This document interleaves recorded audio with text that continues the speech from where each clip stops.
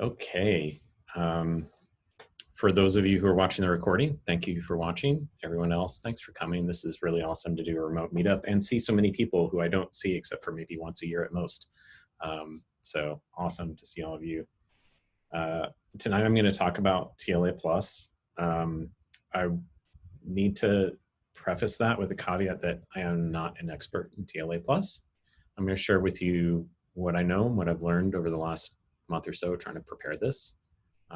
That said, it's not as heavily prepared as I would like. I was figured as just a meetup talk. But I did manage to get something going with Reveal.js and org mode, and you will get access to the slides at the end. Or if you're savvy, you can probably figure out what they are. Anyway, thanks again for coming. So why do we care about TLA+? We work in Elixir, right? So let's see if I can get, is everybody still seeing my screen? Okay. All right, okay, there we go. So what do we do in Elixir? We write concurrent programs. Even if we don't know that we're writing concurrent programs, like things like Phoenix, Ecto, etc., hide the fact that we have more than one process going on in our applications. It's what the foundation of our programs in Elixir are built on. We spawn processes all the time. We send and receive messages, and we kind of expect things to be asynchronous, even if we are writing our code such that it looks like it's sequential and synchronous.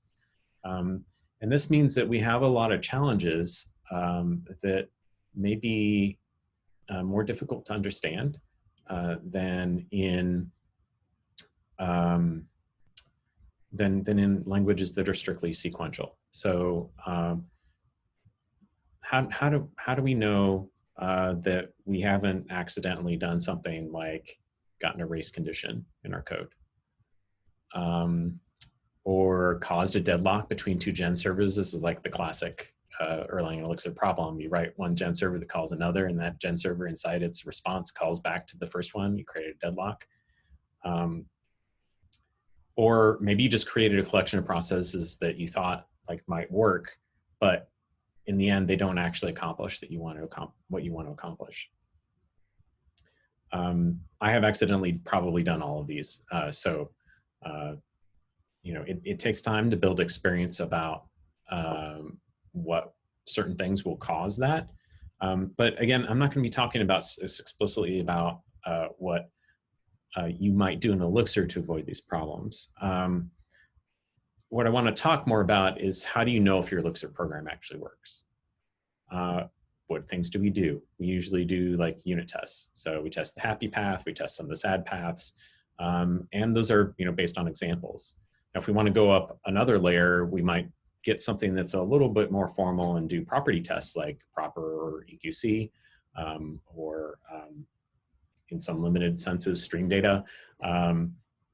These help us get better assurance about the fact that our program has good coverage of the possible inputs and outputs. And then we also have things that are kind of in a different vein, which is like static checking. So Dialyzer, any of the tools that you might run in your CI pipeline that check that your code is okay. But these have limitations, especially testing. First of all, like tests are really constrained by your imagination. Can you think of what are the possible cases, especially with unit tests, less so with property tests.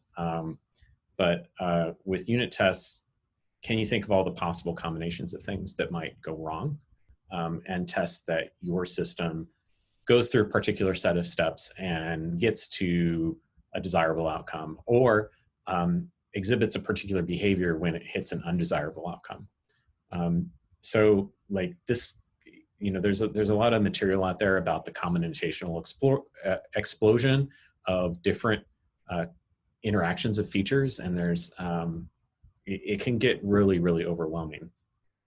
And the other thing is that they check only your implementation, not your design. So in some limited senses, I would say property tests test your design, but specifically they're checking your implementation. They're not checking that your design is correct. So how can you know that your design is correct? Obviously, if the design is broken, then the code that you write from that design is almost certainly going to be broken, right? So what we would prefer to do, given plenty of time and the right set of tools, is design first and then write our code. I know we have a lot of things around, rapid iteration. Agile has been really popular. Ship every day sorts of attitudes. But sometimes you can take a step back and look at your problem and maybe see if there's something that's more important to design up front. Or another possibility is go back and think about a system you've already built and what makes that system operate correctly, what makes it operate incorrectly. Anyway, so thinking about the design is important. So how can you tell if the design is correct? So first of all, you tend to choose the properties you want to be true. Now, I say properties, I mean this in a very abstract sense. I'm not talking about property tests. I'm talking about what are the things that you wish were true, like in a if this, then that, or a this is always true sorts of thought process, very abstract. And then you can check that design using formal methods. Again, I want to caveat, I'm not an expert in formal methods or in TLA+. So I'm going to give you a very whirlwind overview and lots of exercises for the reader or listener. So in concurrent systems, as generally speaking, someone who I'll mention in a few minutes would say digital systems, you tend to specify properties of two kinds, two flavors. The first flavor of property is called a safety property, and the second is called a liveness property. These are the formal terms for these properties, but we'll see sort of through examples as well as a kind of a definition in a moment what they mean. And then hopefully it'll become more familiar to you about like what is a property of the system that I work on that might be important. So what are safety properties? Safety properties are conditions that must always hold. And specifically, they guarantee, basically in layman's terms, bad things don't happen. Okay, so this means that, for example, you might want to say a safety property of your CPU is that when you add the same two numbers together, you get the same result.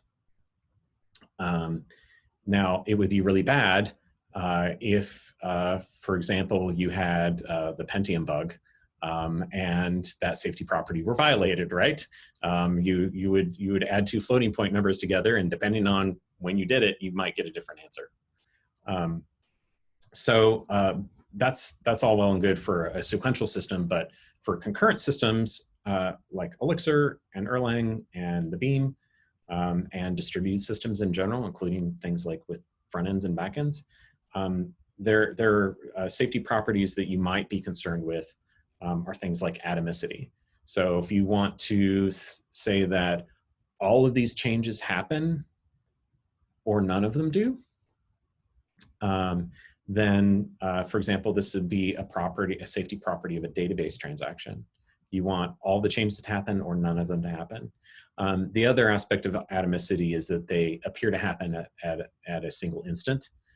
So you don't see anything in transition. Another thing might be integrity. When you write your file to disk, does it get corrupted? This is a safety property.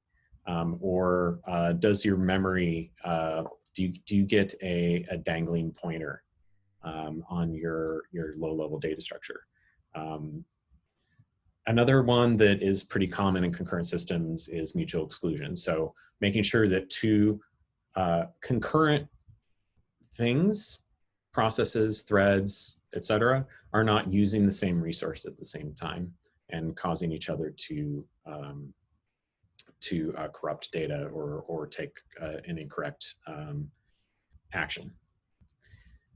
So those are safety properties.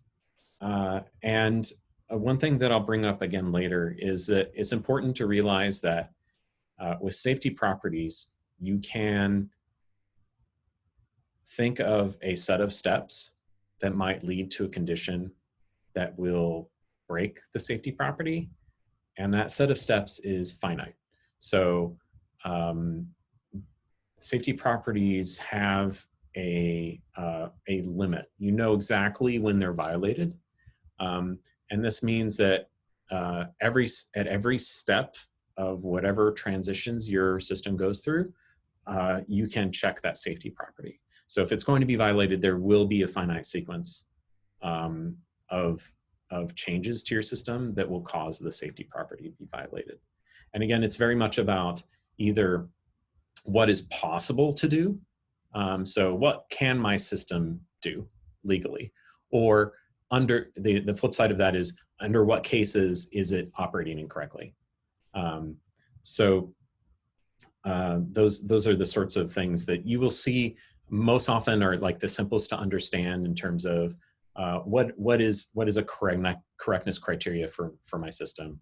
Oh, like I want to make sure that this database transaction either commits or aborts. So you'll never be in a position where it finished, but you don't know whether it committed or aborted. Okay. So let's talk about liveness properties. And these I think are harder to understand in a lot of ways, but you'll see them a lot in systems that are concurrent. And these are things that must eventually hold, conditions that guarantee that something good eventually happens. So you could have a system that has tons of safety properties, but still does nothing useful.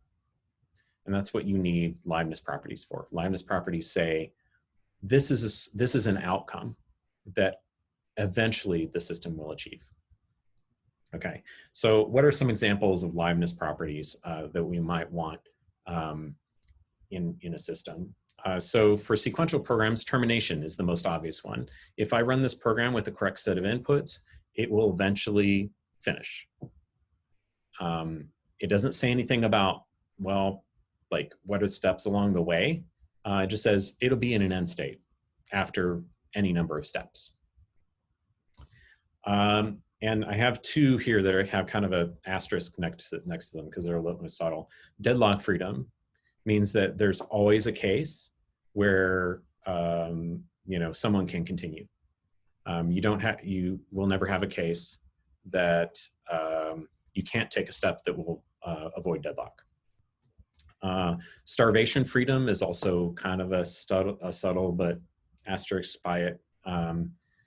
Liveness property, so this says that everybody gets a chance to use a resource or to have a chance to execute. This is a really important property in like your operating system kernel or in the Beam scheduler. And years back, Randy knows this anecdote really well, but we actually had a starvation problem inside React because we were doing some bad things with native code and we blocked the scheduler, and so nothing got scheduled. So one process would sit on the scheduler as long as it took to execute that native function and couldn't be interrupted.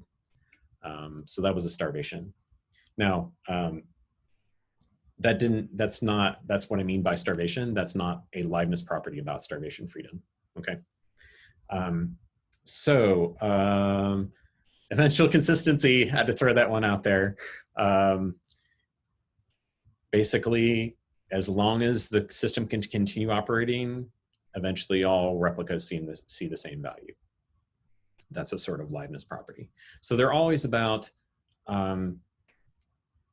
if in this state something happens, eventually this other thing happens. Or across all states, all possible states, this outcome is eventually the outcome. Now I keep saying states, and we'll see why in a second, so bear with me. So let's take an example that's hopefully easy to understand from Elixir and Erlang apps. Connection pool. So think of something like Pool Boy or DB Connection. They have connection pools, and you use this to limit the concurrency of access to your database or to your other service or whatever. You know, we want to make sure that this thing is correct. So what kind of properties, just think for a second, and then I'll give you my ideas. What kind of properties should we have on this connection pool?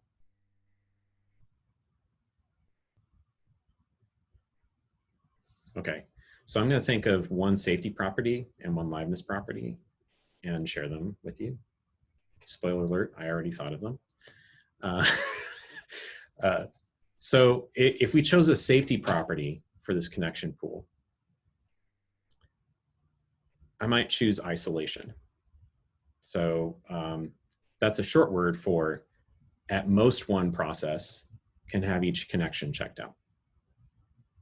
Okay, so you can't have two processes sharing the same connection at the same time. Okay, what might be a liveness property? This one, again, like I say, these are more subtle. These are, you know, something good happens rather than something bad doesn't happen. Think about a liveness property. Everything gets a chance to check out one of those processes. Good one, Dan. You thought exactly of what I was saying. Starvation freedom. So every process requesting a connection eventually gets one. Okay, so this is the sort of thought process you can go through with the systems that you're designing or the libraries that you're designing, and try to come up with things that you might want to guarantee about the thing that you're building. So how do we go about checking these properties? We use formal methods. Formal methods, and the irony of me describing this is my definition of formal methods is not going to be as precise as a person who's into formal methods. But these are a broad range of techniques, and they're focused on precision. So they're not RFCs. They're not API specs. They are very precise mathematical descriptions of things. They also have broad scope. So generally speaking, you're not trying to define something that is a specific example of how your system might work. You're trying to define, and this may be familiar to you if you've done property tests, and I'll hopefully share an anecdote about that later. The scope of what you're trying to define is specified across all possible inputs or all possible states of your system, and so you get like a really wide, you get a really high assurance of that you're covering possible problems with your design. They are focused on mathematical soundness, and soundness I mean like there are proven theorems that underlie these systems, and they use well-trodden techniques that people might have done manually, but that are faster to execute with computers. And then finally, and this is just incidental, they usually involve some kind of specialized logic or notation. And shout out to the old Basho jokes, it's a lot of math. What happened there? Oh, resume presentation. Sorry, folks. Okay, must press space. So a few examples of some things that are formal methods or people would use when executing formal methods. Pretty typical one, I mentioned alloy in the chat before the talk started. So things like first order logic, logic predicates, Boolean and set notation type stuff. And then you check that with a model checker. So spin is another example of a first order logic combined with a model checker. Another ones are things that use SMT, so satisfiability modulo theory. It's basically like make a huge Boolean expression and constrain the inputs and see whether you can find any solutions to that. Some of the things that, for example, alloy, some of the things that operate in that first category use satisfiability modulo theory solvers underneath. some tools you might see in this space, Z3, Mini SMT, and there's a whole host of others. And then there's also things that use a symbolic or a higher order logic, and then the tool is a proof assistant. So you may have heard of Coq or Isabelle. These basically do things like abstract interpretation or manipulating data structures that represent theorems that you want to prove. And they're often interactive, so you'll do something like, I'm going to state something that I want to prove, and then you can throw it at the proof assistant, and it'll go, okay, well, I know that this thing that you give me has these different cases, and you need to fill out all of these cases. And then the goal is to reduce it down to something where you can test something simple like equality. So in Coq, that would be called reflexive. Or in Isabelle, I just watched a talk about it about a week ago. You can see it from a Strange Loop. It's Martin Klutman, excellent speaker, talking about Isabelle and just like magically proving things. So this stuff is really cool, but it's super deep topic. You have a lot that you can dig into here. Thank you everybody for posting links in the chat and whatnot. Okay, so one of these formal methods is TLA+. TLA stands for temporal logic of actions. So the important things here is it's a logic, so it's a logic language. We're talking about sets, booleans, integers, sequences, which are like lists or tuples, you could say, and functions between those things. So you're very much talking about a first order logic, not a higher order logic. And then temporal, meaning that it's about state transitions. So you write your specification as if you were describing a state machine. So you have specific states that things can be in, and you usually represent that with a set of variables and their possible values. And then transitions, these are what you call actions. So temporal logic of actions. And then when you want to go check the thing that you designed, use the TLC model checker. There's also a TLA proof system, which I've not dug into, but I'll share an example that uses it at the end that you may find really interesting and relevant.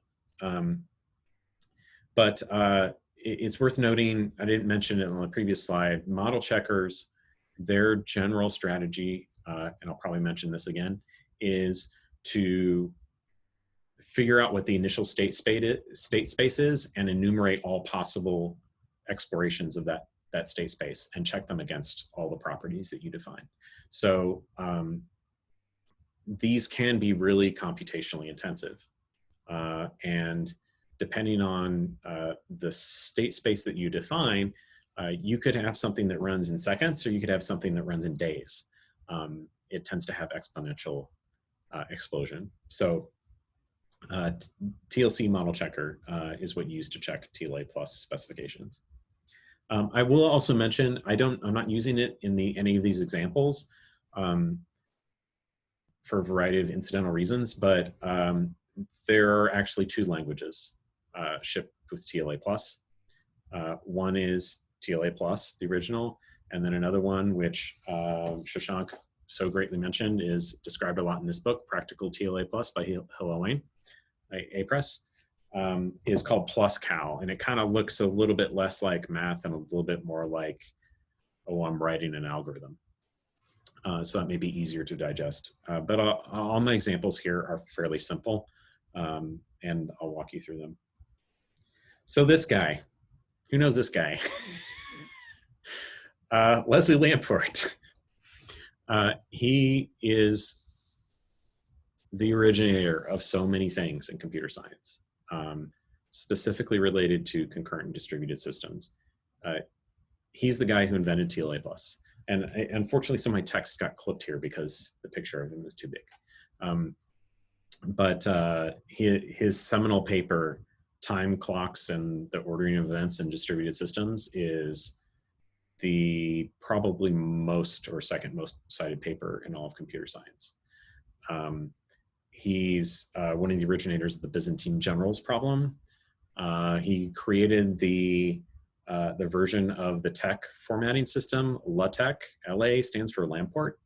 And of course, TLA plus. And then the really important one that got clipped here is Paxos. So if you've heard of Paxos, Paxos Made Simple, Paxos Commit, he invented that protocol. So he's a pretty important guy. He's a Turing Award winner. That said, like, you know, I spent a lot of time reviewing his stuff in the last month. He's kind of a goofball, even though he puts on this serious face the whole time. And you can tell, like, he's always wearing these goofy shirts. One of the things I'll link to at the end of the talk, you definitely want to, if you want to dig into this more, watch it and see if you can control your laughter, because in each video, in this video lecture series, he wears like 10 different outfits, even though he says it's very serious. So anyway, a little bit about Leslie Lamport. He works at Microsoft Research. He has for years. You know, he's been had his toe in basically everything in CS. So let's go back to our example, the connection pool. Let's see, let's reduce it down, because it's important when we're building these specification to have a really simple model at first. So if we think of the connection pool as having a single resource, then this is this potential state diagram. Remember, TLA plus specifications are state machines. So I find it helpful to draw a diagram first. I did this with graph.phys.dot at the last minute. You can see here that we start in the idle state. You can check out the resource, the connection, or you can check it back in. So what are some of the properties? Think about for a moment, what are some of the properties, given just this diagram? What are some of the properties that we already have? What are some of the assertions we can make about this system? We can either be idle or claimed. Right. Okay, so there can't be any other states than idle or claimed, right? Another thing you might notice is that we start in the idle state. We don't start in the claimed state. And then the two others that I want, or two or three others that I want to point out, are that you can't check out something that's already in the claimed state, right? You can't take that checkout transition from claimed to claimed, or claimed to anything else. You also can't take the check-in transition if you're already in the idle state.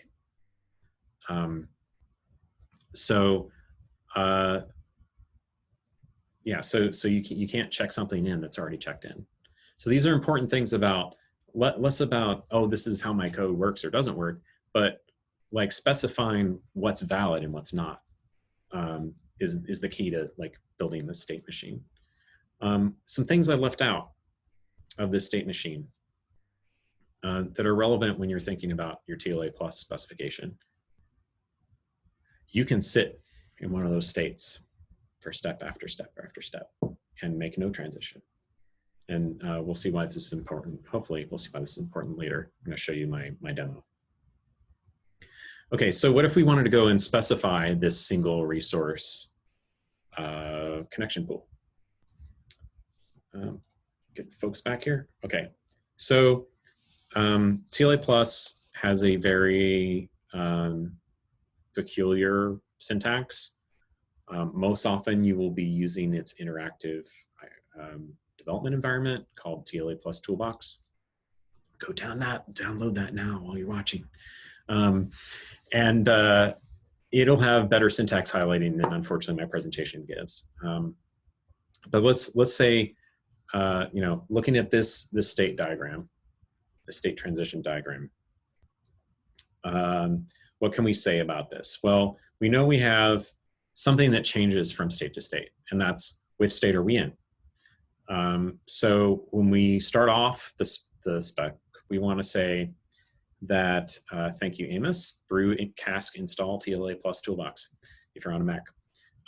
So we say if we are starting off our system, we start in the idle state. So we have this variable, starts unbound, in our first state, we are saying this init is just a name for an alternate name for this statement. Res state equals idle. And in TLA plus, it's important to note that this is not an assignment. This is a logical assertion. So you could think of it more like match in Erlang. If the thing matches, then the expression succeeds. Okay, so in this case, if res state equals is idle, then init is true. Okay, and the goal of TLA plus specifications is to make your particular actions true. Okay, so that's a brief aside, but basically we're saying with this syntax, we are in the init state and the res state, state of the resource is idle. Okay, so let's add some transitions. These are the arrows in our diagram. If we have the checkout transition, how do we specify what checkout is? We're saying the resource state must be idle. So we're saying we're already in the idle state. And then what we want the next state to be, so if you put prime after any variable that you define in a spec, it says this is the value of that thing in the next state. We want the next state to be claimed. So what does this say about our checkout action? It says we cannot make this true if the res state is not already idle. And also, this will not be true for transitions where the next state is, for the next value of res state is not claimed. Okay, take a moment to let that sink in. So that's the first arrow, the top arrow on our transition diagram. The next one, check-in, is kind of the converse. So we assert that we are already, our res state is already equal to claimed. And then the next state, the next value of our res state is idle. Okay, so if we want to choose between these two possible transitions arbitrarily, it won't be arbitrary, that one of them has to be true in order to make a transition. We make this sort of definition of next, which says, well, the actions that we can take are we check in, or I'm sorry, we check out the connection or we check it in. We're not saying anything about what happens while they're sitting in idle or claimed. We're just saying the actions that we can take in the system are check out or check in. Okay, so I'm going to stop briefly. Are there any questions about this notation?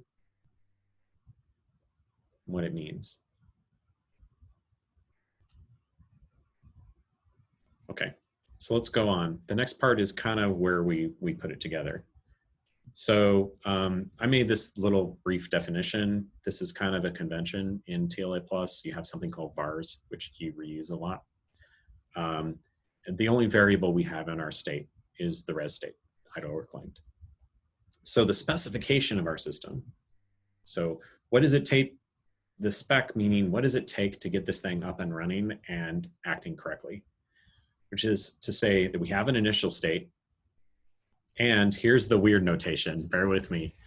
There's a lot of this, and well, given that brief aside, given that Leslie Lamport invented the LaTeX, obviously this stuff comes out as some mathematical notation when you pretty print it with LaTeX. And there's a button in the TLA toolbox, TLA plus toolbox. If you have LaTeX installed, you can go ahead and pretty print your specification to a PDF. Anyway, okay, so this spec definition says the init state is true, and there's always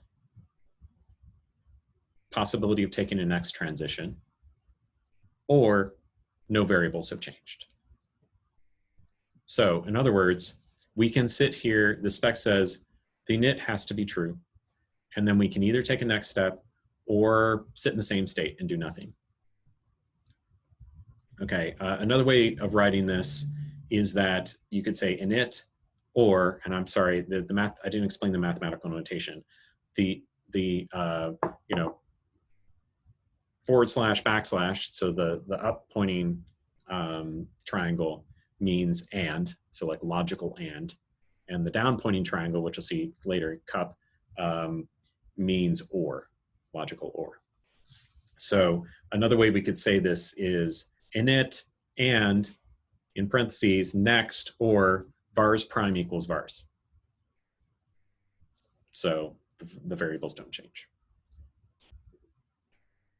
Okay, so sometimes we want to add things beyond just this thing goes through its state transitions correctly. We want to say additional things, additional safety properties about our behavior. So let's throw one in here. This is a one that Alan, I believe, called out. There are only two states. We can never go to, res state can never be anything other than idle or claimed. And this is where we're starting to see some of the set notation. So /in looks like the little epsilon in mathematics. So if you go watch his lecture series, he'll put the little e that looks like a C with a line in it in his presentation, but it's written in ASCII as /in. And then there's a set, which are denoted with curly braces, and you have idle as a string and claimed as a string. So this just makes sure we don't go into some other state. We didn't make a mistake or a typo in our spec. And this is a really simple, like, one resource system. So to summarize, this is how you go about writing a TLA spec. So describe the contents of each state. So what are all the variables you might change when doing a transition? Write state transitions. What are the preconditions for that? It's like some kind of logical assertion about the current state. And then what are the values of the variables in your model for the next state? If you've done like EQC state M or proper state M, this will sound really familiar. You have preconditions and postconditions. The difference is you have no action in the middle. Well, I guess the action is the next state function, right? And then you can wire up. This is a typical pattern. You don't have to do this. You can all do it in all one next step, but I tend to wire up all of the possible actions into a single next action that uses the or, the disjunction. And then you join that with the initial state, and that becomes your specification. So when we go to check the specification, I mentioned before, we use the TLC model checker, and we'll see all this, don't worry. I have hopefully a really great demo, praying to the demo gods. But inside the TLC model checker, what you do is you say, you create a new model, you set up the formulas that you want to check, the invariants you want to check, and any constants that you didn't define in your spec. One of the nice things about TLA Plus is you can leave certain things open and they can be syntactically correct, but unknown at the time that you write the spec. And then in the model checker, you can fill in those values so that you don't like use an infinite set or something. And then what the TLC model checker does is explores the state space and it tries to discover any inconsistencies in the things that you specified. Okay, so it's time for a demo. I kind of took this connection pool example and I didn't get to the point of writing an implementation of the spec. So one of the things that he discusses in the lecture series, which I'll link at the end, is that you can have a simple specification which says that these are the valid outcomes of your design, and then you can have another specification implement that specification with a particular protocol. So he uses the example of transaction commit, which is sort of like how do you get multiple parties to agree on a value, and then he shows how to implement that with two-phase commit and with Paxos commit. So you get this sort of like layering of specifications, which can be really nice. But anyway, without further ado, let's flip over to the TLA Plus toolbox, and you can witness this amazing Java Swing app for all of its glory. So I made a specification of a connection pool that has multiple resources and multiple consumers. So I define those as constants at the top that we can plug in with values in our model checking, but we don't have to specify in the spec. And I didn't do particular things with some constructs that I've learned about in the last couple of weeks that I may want to go back and refine this. So I will go ahead and put this up with the slides when we're done. But let's talk through this a little bit. So our constants at the top, we have resources and we have consumers. This is pretty typical understanding of how a connection pool works. You have some limited set of resources you want to hand out, some consumers that want to get those resources and use them. And then the abstract state of our model is the state of each resource. So this is going to be a function, or in other words, you can think of it like a map or a set of tuples, whichever you like to think of, a keyword list if you're an Elixir, but in our case, it's going to be a partial function from the resource name to its current state. And then we have a set of leases. So these are which consumers have which resources claimed. Okay. So the first thing that Lamport tends to do, and I think is really nice just as a sanity check, is check that like you didn't set up anything wrong in your model. So in our case, I wrote an initial invariant, which is that I didn't assign any bad values to my constants and my variables. So here we go with some more set notation. Buckle in. If you're writing a continued like this and this and this and this, you can put the and at the beginning of the line as long as they're vertically aligned. TLA plus knows what you mean. These all things grouped together, you can leave out parens. And this is /a is for all. So this is like you look, if you printed this, it'd be the upside down A. So we're saying for every R in resources, this state of that resource is either idle or claimed. So it's in this set of idle or claimed. Okay, so that's assertion one in this invariant. The second assertion is for all consumers, not customers, all C in consumers, the set of leases owned or claimed by that consumer is a subset of the set of resources. So in other words, a consumer can't have a resource that doesn't exist, or at least we're not tracking it. Okay, so this is just making sure that at every step, we didn't do something stupid. So let's talk about the starting state. Similar to our single connection model or a single resource model, all of our states or rather we start in the idle state. So this is defining a map or a struct or a set of tuples, however you want to think of it, that in TLA plus is called a function, but it says all the left-hand side of this mapping comes from resources, and then all the values on the right-hand side are idle. So by the way, I'm using Fira code here, which automatically does some ligatures. If you just downloaded TLA plus toolbox, you probably will not see those ligatures. This is bar hyphen greater than to get that arrow. And then the next part of the init state is the set of the value of leases is all of our consumers have no resources checked out. Okay. So let's talk about the actions that we might take.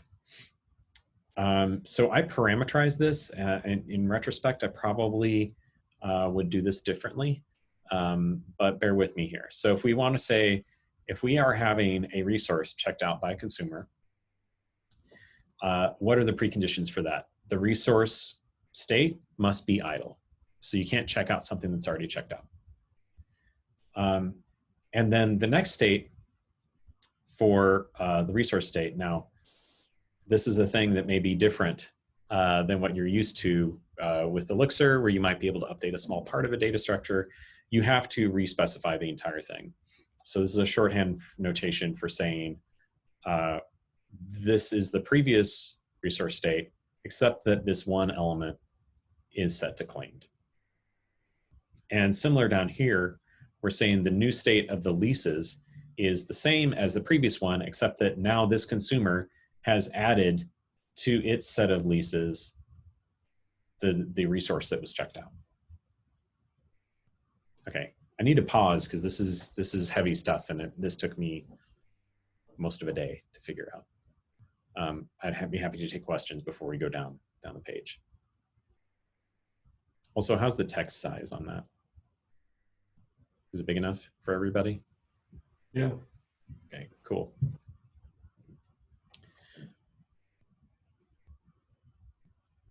So All the right. exclamation and the R it just means it's not the same. It's not what it was. I'm sorry. Ask again, Randy. So the resource state except for the exclamation of R is equal to claimed. That's just checking to make sure that the next state is not equal to what it was before. No, this is saying Or it's not equal to claimed. no. This is Sorry. saying you might. There's not a direct way for me to express this inside this construct, but this means change just this element. That's what accept means. So like take the previous value of this with these exceptions. Okay. And, and the bang kind of means like this, like if you're in JavaScript or something, this thing. Okay. Another way to think of this might be like if you're in Elixir, you might say, let me put this at the end. You might say map.put res state, R claimed. That's what it would look like. Gotcha. You're just Elixir. mutating. You would say you're mutating it, but it's more like, here's a new function that has all the same mappings except this one. Yeah, it's so the hard thing here is that, and I can't emphasize this enough. Like the mode of thought is not I'm mutating something. The mode is TLA plus, please make this true for me. However it will happen, make this true. I'm going to specify what I want, not how to get it. Okay. Yeah. So check-in is kind of the converse, like we saw in our previous example. We assert that the state of that particular resource is claimed already. And then we update the set of resource states to be all of the rest of the resources don't change, except this one, and it goes back to idle. And then we don't care which consumer had it. We don't care who's checking it in, at least not in this model. So we say, let's update all the consumers and remove R from their set of leases. So some of those that may not change them. But on the one that is doing the check-in, it's different. So we could potentially change this, but I kind of wanted to do this slightly differently than the checkout so you could see a potential different solution. So this backslash here is set difference. So the set of leases without that element. Okay, so for our next state definition, the only two possible transitions we can make are either check something out or check something in. So for that, we're saying, well, we need a resource in order to check out or to check in. Okay, and once we have that resource, we can either check it in. So either there's this possible transition, or there's a consumer to which we can check it out. So we saw /A above, which meant for all elements. /E means there exists at least one. And in the case of, if it's like trying to evaluate this, it'll say, okay, well, I'm going to pick one. And then a set the collection of variables. I'm sorry, go ahead. Yeah. Do you have a question, Randy? No, that was just background noise. Okay. Okay, cool. So the set of variables that change over our spec are the resource state and the set of leases. So then we can do basically the temporal specification we saw before. And this is like really common. Almost all the TLA plus specs you'll see have this spec equals init and always next underscore vars. Okay, so let's ignore these additional invariants I put down below, and let's try out the model checker. Now, I would say normally you'd click New Model, but I've created a set of models just for expediency's sake that can help us see different executions of things and like how it works. So the first one is basically checking this, what we have on line 53, the temporal spec. So I called it basic safety. So we have a temporal formula spec. We could also choose our initial predicate and next state. So that's like saying, oh, well, here's the init and here's the next. But if we've already defined that spec line, you can just use this. And then the other thing I wanted to check was, you know, does type OK work? Okay, so the last thing that you do, and you won't see this because I've already set it here, but normally this will be empty. You know, get a little red X here saying, oh, you need to fill in these values.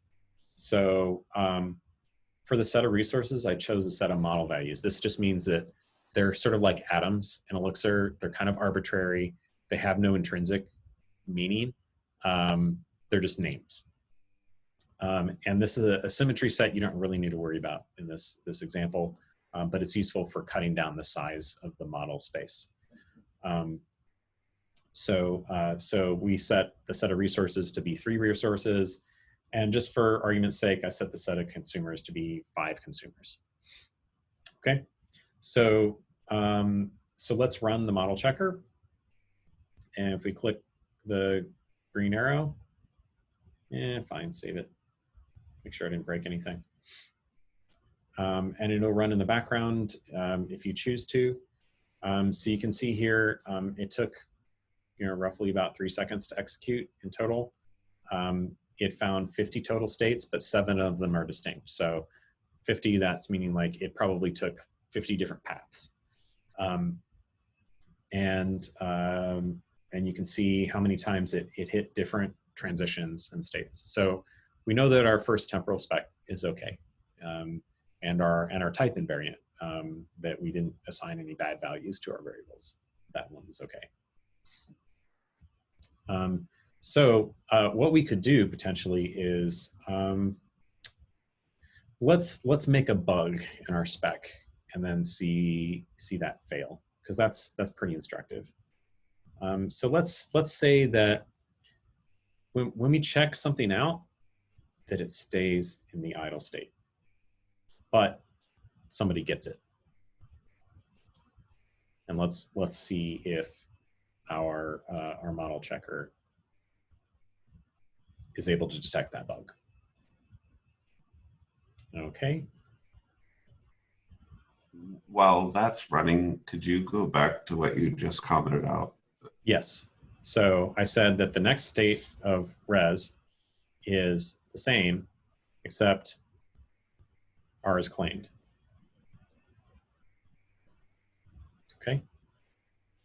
So let's see what the model checker found. Okay, so it found a counterexample. It said the successor state is not completely specified by action checkout of the next state relation. The following variable is not assigned, res state. So in other words, we did not provide a value for the next version of the resource state. So we could say, let's see if we can introduce a bug, like double down on this bug, right? Oh, come on. Why am I not? What's going on with my keyword? There we go.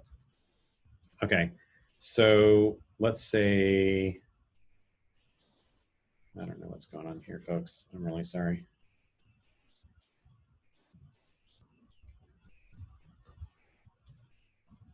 Okay, so here we go. We'll just do it on this side. We can say unchanged res state. So this is just saying that res state prime equals res state. And let's go back to the checker and run it again. And it didn't find any errors. That's probably a problem. So what we found was, well, maybe we didn't specify enough, right? Okay, so I'm flip back to the model. And I'm going to, and I'm sorry, I'm used to Emacs key bindings, and this IDE does not use them. So let's put that back. So we definitely shown that we can introduce a problem by having something wrong in our spec, but also that it might not detect something that is bad that we don't want to happen. So what's going on here? Okay, it says green down there. Let's not worry about it. So I put that back. Let's run the model, and we got back the original stuff that we found. So maybe we want to assert some more things about this model. So let's add another safety property. So this safety property says that if a resource is checked out, it belongs to a consumer. So if it's in the claim state, there is some consumer that has it. Otherwise, if it's in the idle state, there is no consumer that has it. So we're saying, let's check across all resources and say the disjunction, so either of these cases must be true. So the red state is claimed, so we know it's checked out, and there is some consumer that has it in its set of leases. Or the red state is idle, and no consumers have it in their leases. Okay, so if we add that, I called this consistency. So we're saying that the state of the claim is consistent with the set of ownerships. And I've reduced the model size here a little bit. So you and I'm sorry again for the really small text. You can't change that. I tried. Okay, so let's run that additional invariant. And we can see that it executed successfully. And if I go up here and I put this bug back in,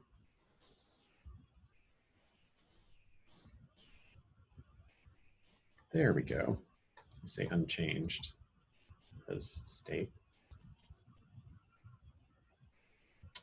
Then let's check our consistency invariant.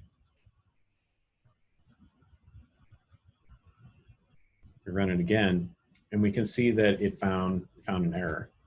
So it said the invariant claim state consistent is violated.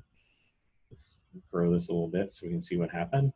So initially we had consumer 1 had an empty set, consumer 2 had an empty set, and the red state was R1 is idle, so all of them are idle. And then after checkout, we see that the leases are consumer 1 has resource 1, consumer 2 has nothing, but all of the states are idle.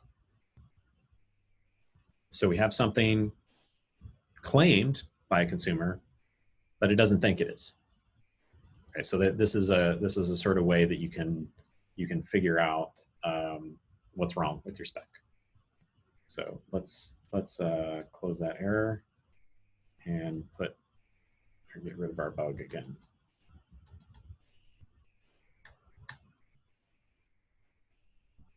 Okay, so let's look at our next property that we want to assert. What would happen if multiple consumers checked out the same resource? This is sort of that isolation property we talked about in the slide deck. Let's assert that this doesn't happen in our model. So the way I've described this is only one consumer may have a resource that is checked out. In other words, all sets of leases are disjoint from one another. So there's no overlap between those leases. So for all C in consumers, and then for all C2 in consumers. So we've got a cross product here. Either C is the same as C2, or the intersection of their two leases is the empty set. I told you it was a lot of math. Okay. I only wish wish Tom and Joe were here to laugh at that joke. Okay, so there are lots of different ways that you could express this. I chose the way of doing the cross product and making sure that all of them have no intersection. You could also do something like do the cross product first and then do something else later on in the statement. Okay, so let's add that invariant to our model. Again, we're only using 2 consumers and 3 resources. And we're keeping the claim state consistent. Okay, so we run this again. and we find that there's no failures there. Now, how might we make this fail? Any ideas? Without making the claim state consistent fail.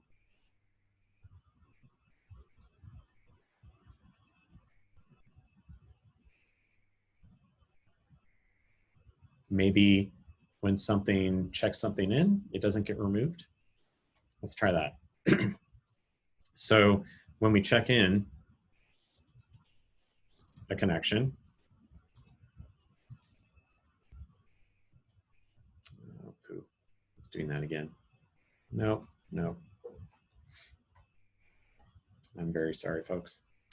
Okay, so when we check in the connection, we're going to we'll just do this the simpler way instead of that. I'm gonna keep the leases the same. Okay, so we're not removing it from the set of leases. And let's run that model again without changing it. Okay, so we have a set of 3 steps here. So the first step is fine, and in the next step, we see that R1 becomes claimed by C1, and then we see, and this is claim state consistent. Whoops, I violated that again. So we kind of have some dual coverage here. We didn't get to a step where it wasn't in the output. So, okay, that kind of failed. Again, demo gods. Be thinking about how we might violate that invariant. Anyway, so we have this initial spec, which is all about safety. The liveness properties we might be able to set on this. For example, we talked about starvation freedom. So eventually somebody can get a connection, right? With this model that is limited, we have to specify that a different way. And the way I chose to specify it is that, well, by the name I gave it, all resources return to the pool. So if it's checked out, it eventually gets checked back in. Or at least there is an execution in which it could get checked back in. So because liveness properties are all about, can you keep extending the set of transitions until you reach that state that you want? So maybe an infinite execution. But so in this case, we're saying, so if there exists an R in resource where the current state of that resource is claimed, then this squiggle arrow says that eventually that state will go back to idle. So I'm going to how did I do this? Okay, so remember I said when we showed our state diagram that there's a possibility of a no-op transition. Like none of the state variables change. So you can sit in that same state doing nothing. And this is how you can say that this, like that's what this underscore vars is about up here. They call that stuttering. That means that you take a transition or you make a step in the model where nothing changes. And usually what happens is you, on termination conditions, you'll say, well, the values of the variables will never change. And these are the variables at which, or like this is the state at which things will never change again. So in this spec, we're saying that, you know, the init state is true, and then we either take a transition or nothing changes.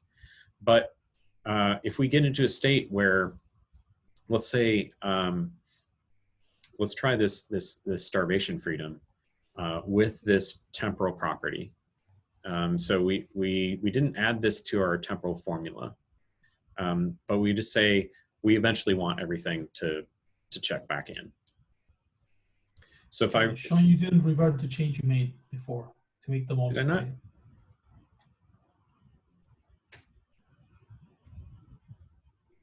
Check in our back.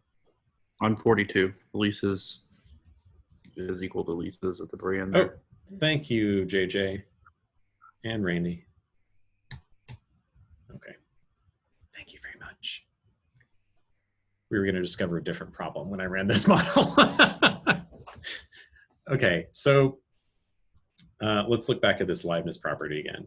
So we're talking about the relationship of two states over an arbitrary distance of time. Okay, so let's run this and check this temporal property. We still have our other invariants set. Obviously, if I'd run this right now, it would go, hey, this safety property is failed. But let's run this now.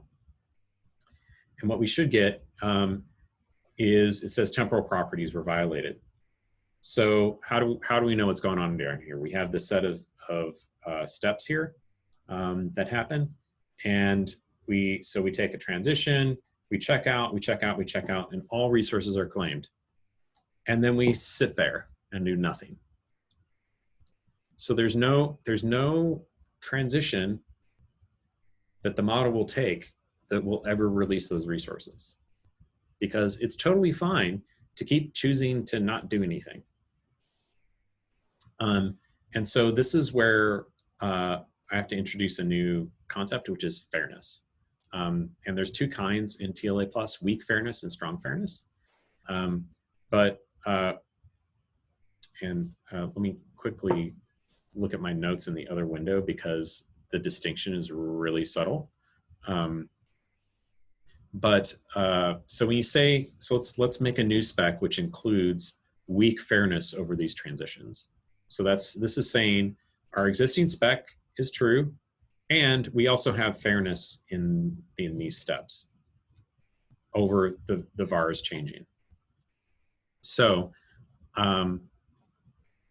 WF_vars is a shorthand for, and I'm going to write it out here in a comment to the right. So if we have WF_vars of next, that's saying next and vars prime, does not equal vars. So that's ensuring that we'll never hit a step where nothing changes.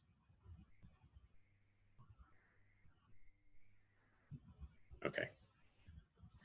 That's what the WF vars means. Oh, I left a comment open. Sorry, folks. IDEs, I'm not used to them. Emacs would let me save that. Okay, so we've checked this starvation freedom property, and we found that, well, it didn't fit without that fairness constraint. So let's add the weak fairness. And note here that, and it's sorry, tiny text, I changed our temporal formula from spec to fair spec. And if we run that, we go check all the states, and it didn't find anything wrong. So that's kind of anticlimactic. Oh, Sean, you made a canned example that worked. But the important thing to know here is that this is saying for an infinite set of transitions, there is always a way to get back to idle. I think the key takeaway here is a lot of times for liveness sake, like an Elixir systems will put timeouts in. Like, you know, hey, this HTTP request, I don't know if that thing over on the other end failed or if it's just taking a long time. But I want to make sure that everybody gets to do their thing and we're not stuck here waiting for this thing to return that may never return. And so I'll introduce a timeout. It's important that you use, if you're specifying that sort of thing, you use this weak fairness and its complement strong fairness to specify things that may potentially fail, but the amount of time within which they should fail is dependent on performance and not on correctness. So if you're not specifying something that's hard real time, for example, most Elixir systems are not hard real time. You're not writing a real time operating system. Then you can use weak fairness for most of your specs like that. Okay, I think I want to wrap up. So switch back. Thank you for sitting through my demo and my obvious mistakes on the trying to make the thing bug out. I think that was fun. I think the big benefits of TLA Plus and formal methods in general is that you can get the design right. You can gain better understanding of your system, how it should be put together, and hopefully you write better code. And I say these things, these are not my words, these are Leslie Lamport's words, paraphrasing an article in the ACM from Communications to the ACM from 2015 about using TLA Plus at Amazon Web Services. So definitely recommend, if you have a digital library or you're making use of their open access while we're in quarantine, go read that article. It's really eye-opening about how they found problems with, for example, S3 that had been in production for many years and had esoteric bugs that they couldn't track down. They checked the design and, oh, that bug is obvious now. So, anecdotally, people tend to write tighter code, have easier understanding of the assertions that they want to put on their code. Few ideas you might want to try. Write a TLA plus spec and then translate it to a stateful property test. There's a pretty nice correspondence between a specific state's transition, the preconditions on that, the next state, and the postconditions on that, and the invariants. It would be a really useful exercise for something. Thank you, Amos, for the link. And again, thank you. These slides are up in my GitHub repository. Sean Cribbs on GitHub. KC Elixir-TLA Plus is the repo. There are a bunch of things I looked at. I want to mention these specifically. These links are clickable. They're also in org mode in the repo, but there's a great little short paper about safety and liveness from Leslie Lamport. It's not the original safety and liveness paper, but it has some nice descriptions of things. Of course, the practical TLA Plus book on APRESS. Then Leslie Lamport's lecture series about TLA Plus. And then the article which Amos so gratefully linked in the chat, how Amazon Web Services use formal methods. And then finally, this very fun one. It's one of the ways that I started to learn TLA Plus. If you're familiar with the Raft consensus protocol, it's like in basically everything now, etcd, console, people's side projects. Diego, the author of the Raft paper, wrote a TLA Plus spec for it. And it's really, really interesting reading, especially if you're concerned with, oh, how do I model things where messages might be lost or messages might be replayed, and those sorts of problems that you need to solve when you're talking about, real failures. And that's about all I have. And I appreciate any questions. Hey, Sean, that's awesome as always. Good work. Thank you. I was going to ask, do you know if Leslie Lamport ever wrote a TLA spec for Paxos? Yes. So in that video series, he has a TLA, and it's part of a paper that he co-wrote with Jim Gray for Paxos commit, which is basically Paxos applied to the transaction commit specification. So yes, cool. It's a really actually surprisingly short. Of course he says, Paxos made simple. It's actually really easy. I'm super smart. Ha ha ha. I'm Leslie Lamport. But the spec is not that long. And if you're familiar with the different states that each of the actors can be in the Paxos algorithm, then it's really straightforward to understand like what the assertions in the spec are doing. Definitely recommend reading that. And that can be found from the video series for sure. Thank you, James. Any other questions? So Sean, compared to property-based testing, the main difference here is that the model here is always exhaustive in terms of it always finds, goes through all the state space. Yes. Find the cases. Yeah, and I think, so I mentioned I'd bring up an anecdote. One of the motivations of property-based testing was we want to apply model checking to real code and not have it take forever. So the trade-off that they made when designing Quick Check, which was the first one, is that they said, okay, well, we're going to make the inputs to our algorithm randomly generated. And then we're going to only check a finite set of examples. We're not going to exhaustively explore the state space. That's the primary difference. Otherwise, there's a lot of correspondence there. And I guess the other thing is that, you know, Quick Check proper you can use on real code. TLA plus is just a specification. And so you're checking the design constraints, not the code that you've implemented.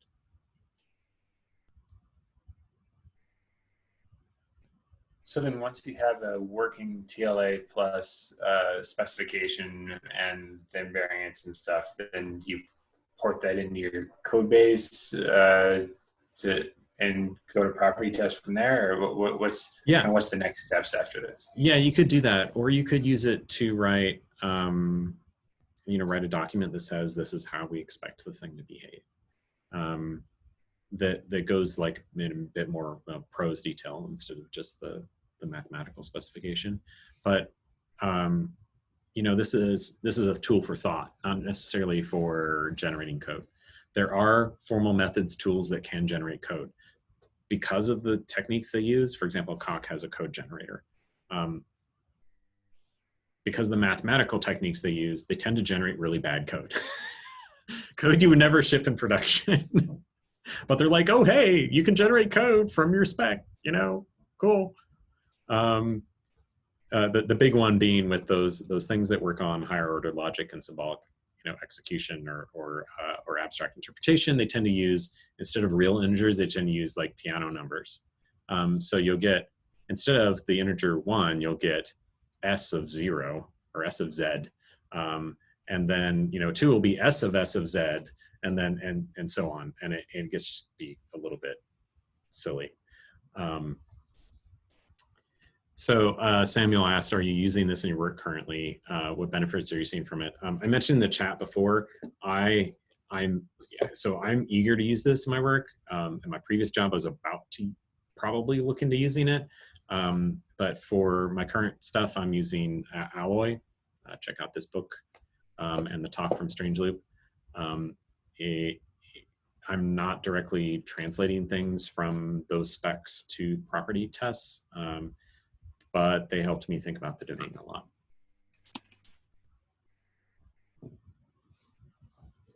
Yeah, it seems to me, Sean, that if we could get better at writing these specs and then interpreting them, it could help possibly a lot of development teams write the right thing the first time. Yeah, and I mean, it's a trade-off, right? Like there's a lot of upfront effort in this. Yeah, for sure. But if you're going to build something big or like that has really really stiff requirements, for example, like I might use TLA plus or Alloy or one of these other formal methods to think about a security system. So like something that does authentication and authorization, which is what I used Alloy for in my current work. Or I might want to do it with like a scheduling algorithm. Like I've got a set of tasks to do and like, how do I order them? Those sorts of things where like getting it wrong could be really bad or could have subtle problems that impact you way down the road.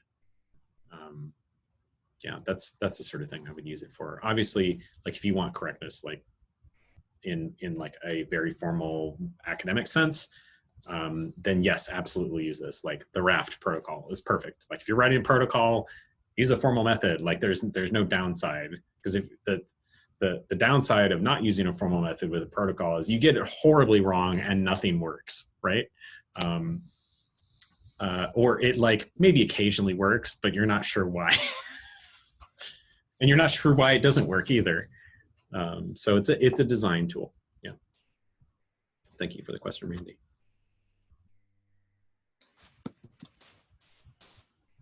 And Sean, what did you use to learn it? So I spent a number of years ago at a previous gig, we had a thing called Lab Week, where it was like 3 times a year we could do whatever. Usually it was like try to hack something together with some coworkers that might become a new product or a new feature.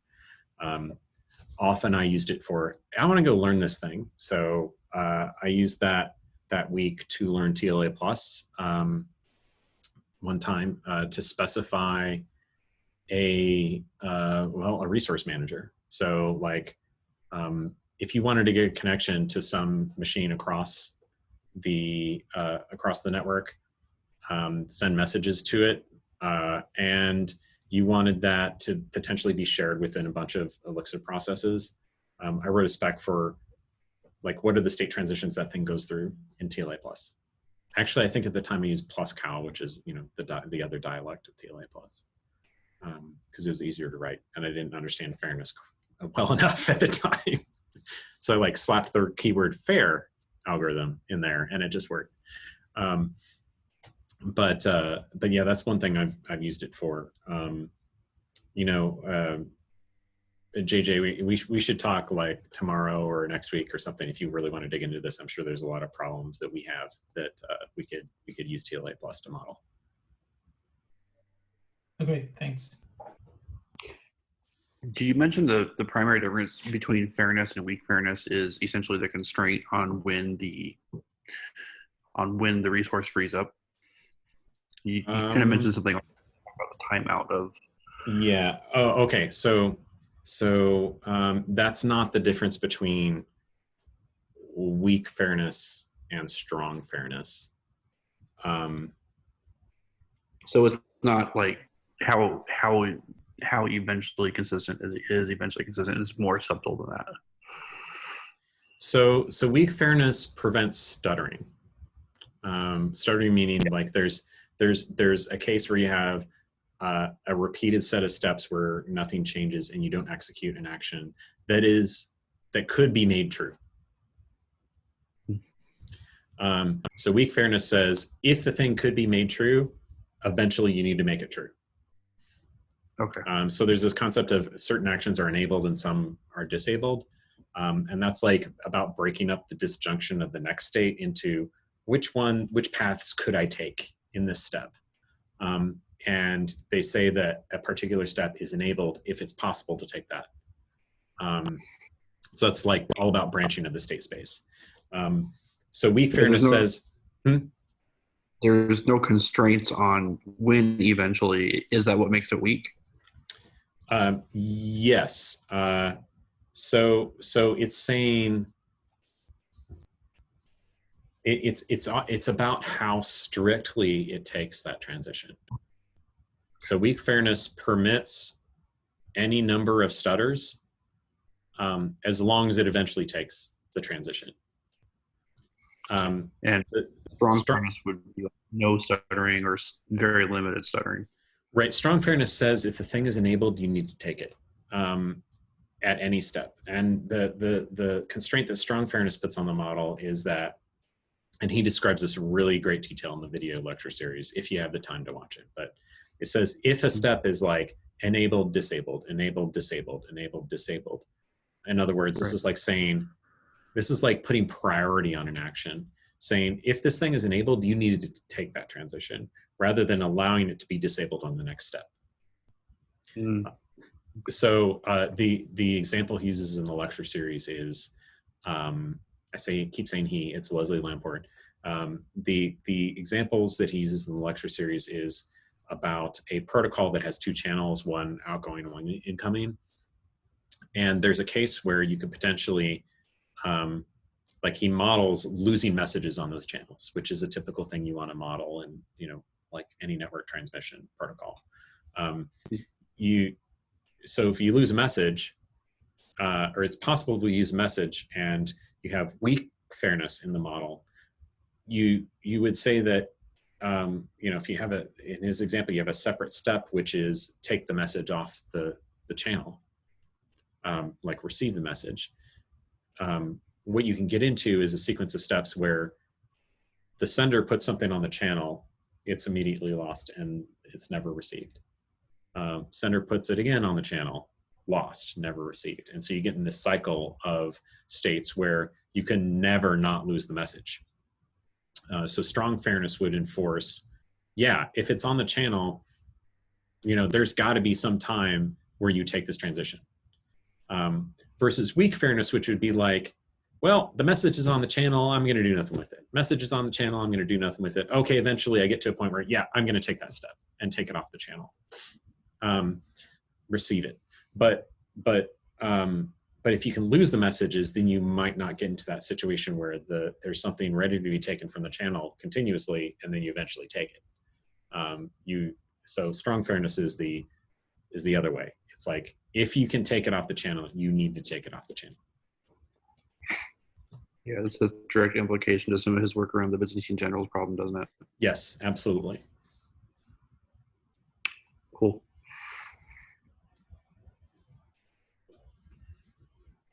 Cool. Wow. We're almost out of time. Are any last minute questions for me? Yeah, go ahead, Shashank. You mentioned the book that you showed. It talks about a slightly lighter language called PlusCal. Did you have any chance to play with PlusCal and see how it compares with TLA Plus? Yeah. Did you find So yeah, this to rephrase this book, it has a lot of examples in PlusCal, which is a dialect. I don't have any. I may be able to share an example. Let me see if I have one locally. I don't know if I have any of those PlusCal specs open or on this laptop.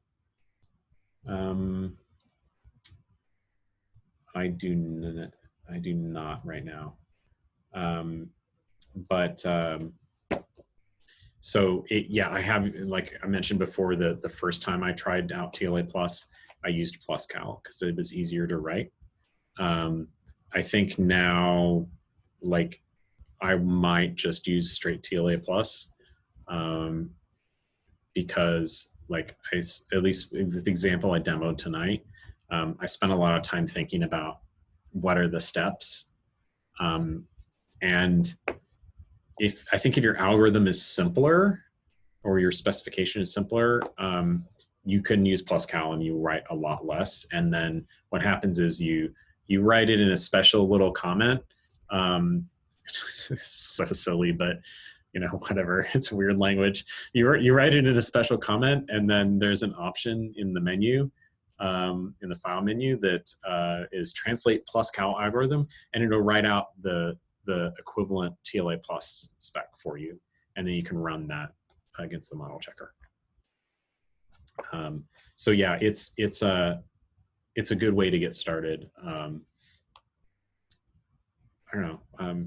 It's a matter of taste and like expediency for me.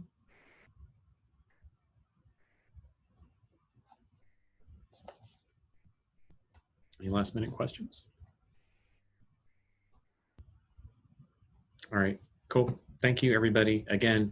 And you want to stay on and socialize, I'll stop the recording now. Otherwise, everybody else on the recording, hope you enjoyed.